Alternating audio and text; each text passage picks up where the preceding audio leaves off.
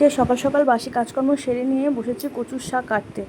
অনেকগুলো কচু শাক দিয়ে গেছে, তো ভাবলাম সিদ্ধ করব। একটা গামলা তো ধরছে না বলে দুটো গামলা বার করেছি, একটা গামলা বার করেছে একটা হাঁড়িতে, আর দুটো গ্যাসে বসিয়ে দেবো, দুদিকে তাড়াতাড়ি সিদ্ধ হয়ে যাবে। আর এদিকে বর নিয়ে এসেছে পাট শাক, এটা আর আজকে করব না, এটা আগামী দিন করব। আর ফুলকপিটাও নিয়ে এসেছে, ফুলকপিটা রেখে দেবো, এই দুদিনে আর রান্না করব না। পাট শাকটা বেছে রেখে দেবো, আগামীকাল পাট শাকটা ভাজা করব। আজকে যেহেতু মঙ্গলবার আমাদের নিরামিষ, তাই কচুর শাকটা ছোলা দিয়ে করব আর পনিরের তরকারি করব। এই দিয়ে আজকে দুপুরবেলা হয়ে যাবে। তাহলে চলো এগুলোকে তাড়াতাড়ি করে ধুয়ে সিদ্ধ বসিয়ে নিই।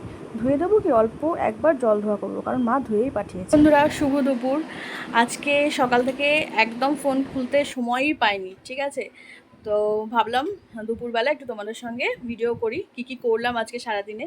আজকে সকালে অনেক তাড়াতাড়ি উঠেছি, যেহেতু সকালবেলা ছেলের 8টা থেকে পড়া ছিল। ওকে আমি ডালিয়া করে দিয়েছি, ওর নিয়ে চলে গেছে, ও স্কুলে বসে খেয়ে নেবে, খেয়ে স্কুলে ঢুকে যাবে। তারপরে বাড়িতে আস্তে আস্তে 4টে, আবার বিকেলবেলা পড়া আছে, ও খেয়ে দিয়ে আবার পড়তে যাবে।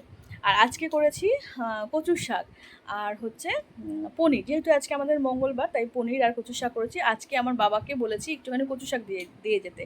তাই আমাদের বাড়িতে না অনেকটা জায়গা তো, আর জলের কচু শাক তো ন্যাচারালি জলেই হয় বলো, কিন্তু আমাদের শুকনো জায়গায় এত সুন্দর কচু শাক হয়ে রয়েছে আর এক ফোঁটা গলা চুলকায় না। তাই বলেছি বাবাকে একদম সকাল সকাল যে কচু শাকটা দিয়ে যাও। বাবা দিয়ে গেছে, ধুয়ে টুয়ে দিয়ে গেছে, আমি ফটাফট করে রান্না করছি। কিন্তু কচু শাক রান্না করতে অনেক সময় লাগে।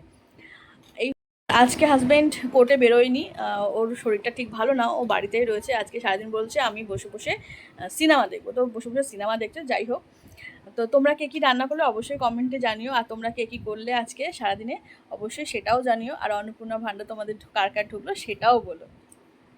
তো চলো দেখিয়ে দিই আজকে রান্নাবান্না। কচু শাক করেছি ছোলা দিয়ে, তোমাদের তো আগেই বলেছিলাম, এত ভালো হয়েছে খেতে।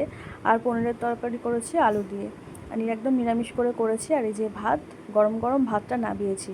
বাবান স্কুল থেকে আসবে আর একদম গরম গরম ভাত মাখিয়ে ওকে খাইয়ে দেবো, তারপরে আমি খাবো। তো চলো খাওয়া দাওয়া করে তোমাদের সঙ্গে পরে দেখা হবে।